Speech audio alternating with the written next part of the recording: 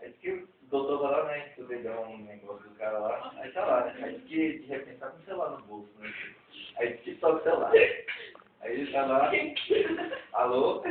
Oi amor, tudo bom? Eu vejo lá do negócio, cara, né? Quê? Você sabe onde, como é que vai pra chegar aí? Ah, então tá bom. Você vira à esquerda, vira à direita, desce um pouquinho, aí vai ter uma placa aqui que é pra dizer pra ir pra cima, você vai pra cima. Aí vai ter uma placa aqui é proibido ir pra esquerda, você vai pra direita então. Aí você vai na matéria. Aí ele pegou assim, né, tirou dele assim, né. Tá bom, você não tem câncer, você não tá com doença nenhuma e tal, você não tá com câncer. E é isso aí, próxima vez pode voltar. Aí que o amigo falando, né? É uma história. Que o amigo lá falou depois. Não, mas amanhã mesmo eu volto, eu acho que ele... eu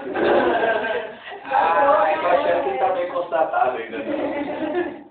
Era um gaúcho, foi lá, estamos de prova. O que é, filho? Doutor, tinha uma manha. Ele tinha que gritar galopeira. Era porque o tempo não existia. Beleza. Oi. Galopeira! Continua assim, outro.